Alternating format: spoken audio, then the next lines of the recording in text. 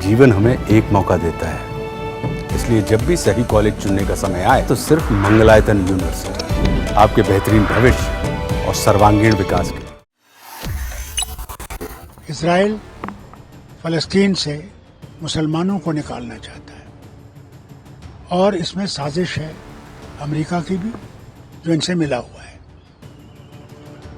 उनको गाज़ा चाहिए, वो गाज़ा कुछ ऐश का इलाका बनाना चाहते हैं जिसमें ट्रंप की कंपनी का हाथ है। समझते हैं कि ईरान को दबा देंगे, रिजीम चेंज करनी है।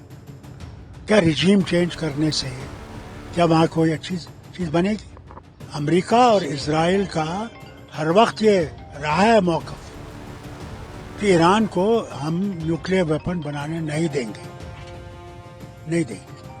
और उस पर लगे हुए हैं। और आज साबित हो गया कि इनका मकसद तो वही है और कोई मकसद तो है नहीं इनका, उसी को ख़त्म करने की बात कर रहे हैं। ये गर्दें मिटा देंगे, अपनी हटा देंगे, कटवा देंगे, मगर गर्दें झुकाएंगे नहीं। वही तो हुसैन अलैहिस्सलाम ने भी यही किया था, उन्हें माना नहीं। देखिए, मैं आपको ये बताऊं, लड़ाई कभी किसी का हल नहीं है। आप यूक्रेन और रशिया का देखिए, वो लड़ाई यूक्रेन नहीं लड़ रही है, वो एक तरफ से अमेरिका है, दूसरी तरफ से रूस है। नतीजा क्या है कि आज कौन मर रहे हैं? यूक्रेनियन मर रहे हैं। उनका कोई शहर बर्बादी के बगैर नहीं रहा। क्या मिला? क्या कुछ हासिल होगा? ये मुसीबत अब ईरान पे आ गई है। ईरान से पहले फ़लस्तीनियों पे थी। इसराइल फ़लस्तीन से मुसलमानों को निकालना चाहता है और इसमें साजिश है अमेरिका की भी, जो इनसे मिला हुआ है। उनको गाज़ा चाहिए, वो गाज़ा कुछ ऐश का इलाका बनाना चाहते हैं जिसमें ट्रंप की कंपनी का हाथ है। इसलिए वहाँ पे भी कौन मारे जा रहे हैं? जो वहाँ के रहने वाले हैं। हज़ारों में मारे जा रहे हैं, रोज़ मारे जा रहे हैं। यहाँ तक कि यूनाइटेड नेशंस जनरल असेंबली में रेजोल्यूशन आया था कि इसको रोको, कोई मानने वाला नहीं दिखता। अब ईरान का हाल है, ईरान पे हमला किया जा रहा है। समझते हैं कि ईरान को दबा देंगे, और ईरान पे उन्होंने कहा था पहले 2 हफ्ते हम सीज फायर करते हैं, तब तक हम देखेंगे, मत हो सकता है बातचीत से हल निकलेगा।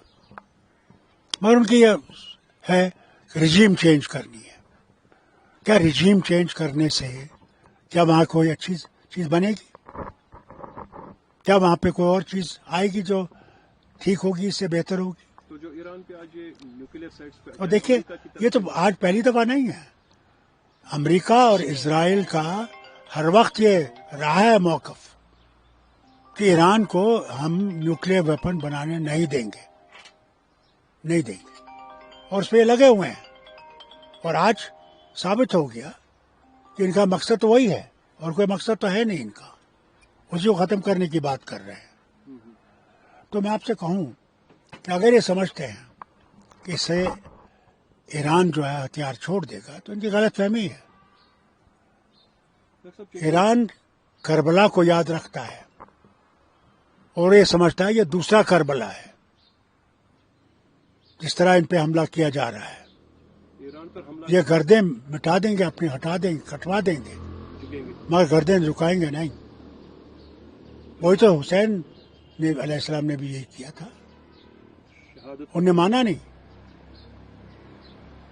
उन्हें कहा नहीं, जब तुम बर्बरियत पे हो, मैं बर्बरियत के खिलाफ लड़ने आया हूँ।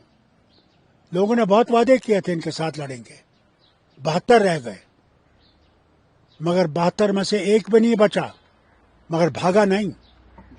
उनके सर नेज़ों पे खड़े कर दिए गए। उसने इस्लाम को जिंदा किया। तो ईरान पर इस तरह का हमला करना क्या एक इंडिकेशन है कि ये वर्ल्ड वार की तरफ जा रहा है? इंटरनेशनल हो सकता है। अफसोस तो मुझे इस बात का ही है, मुस्लिम ममालिक जो वहाँ पे हैं, कि वो चुपचाप बैठे हो, तमाशा देख रहे हैं।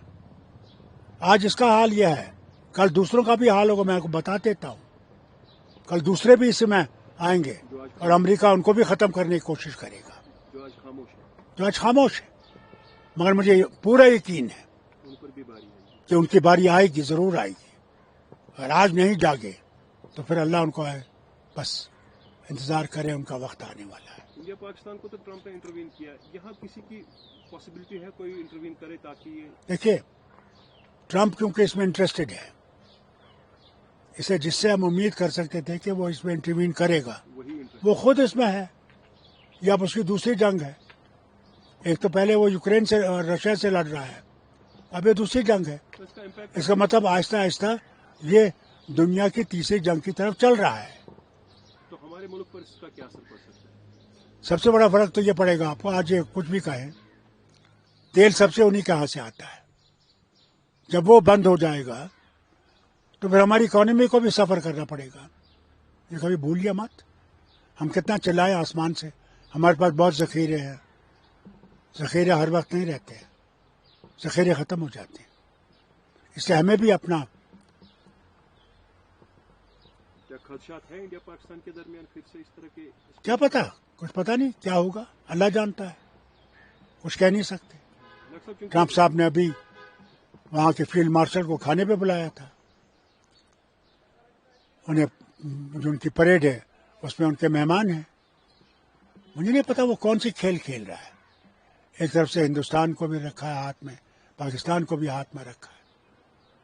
क्या पता वो क्या करना चाहता है। डॉक्टर साहब, जो पहलगाम में अटैक हुआ था, आज अभी आधा घंटा पहले रिपोर्ट आई, एनआईए ने 2 लोगों को अरेस्ट किया है जो उसमें इन्वॉल्व है, जिन्होंने अटैक करने वाले मिलिटेंट्स को फेलिसिटेट किया था, वहाँ पे स्पेस दी थी। अब पता लगेगा इनसे वो कौन थे, कहाँ से आए थे। जो पहलगाम तो जिन्होंने, अगर ये सही इनने पकड़े हैं तो हमारे लिए तो बहुत अच्छी बात है कि आहिस्ता आहिस्ता हम उस जगह पहुंच जाएंगे जिनने पहलगाम का ये अटैक किया है, और हमारी सारी माशरत को ख़त्म करने की कोशिश की गई। हमसे बात एक बात है, क्योंकि 8-9 महीने पहले आपने कोकरनाग भी कहा था, इंटरनेशनल इश्यूज अपनी जगह, जंग अपनी जगह, हमारे अपने भी कुछ ज़रूर है। सबसे बड़ी चीज़ हमारा स्टेटहुड है। स्टेटहुड क्यों नहीं बहाल करते? हमसे बार बार कहते रहे हैं, आपने वादा किया है, हमसे ही नहीं सारे वतन से वादा किया है कि हमारा स्टेटहुड रिटर्न करेंगे। आज तक ये 2 स्टेट के इलेक्शन नहीं करवा सके, नगरोटा और बडगाम। 4 सीटें हैं राज्यसभा की, वो क्यों रोकी हैं? क्या ये डेमोक्रेसी है? क्या ये आईन के तहत है कि रोक दिया जाए? हमें भी हक है वहाँ बोलने का, वहाँ अपने मामले उठाने का। एलजी साहब शायद इसलिए फाइल को भी साइन भी नहीं कर रहे जो उमर साहब ने कैबिनेट मीटिंग के बाद भेजी थी, रीऑर्गेनाइजेशन एक्ट, ताकि यहाँ सीएम साहब लोगों को डिलीवर करे जो उन्होंने मैनिफेस्टो में बात की। यह है, ये जो ड्यूअल पावर है इसको ख़त्म होना चाहिए, तब रियासत आगे चलेगी। या तो इनका मकसद है कि ऐसे चले और हमें गुलाम रखें। हम गुलाम नहीं हैं, हम हिंदुस्तान के बाशिंदे हैं। हम में और दूसरों में फ़र्क नहीं होना चाहिए।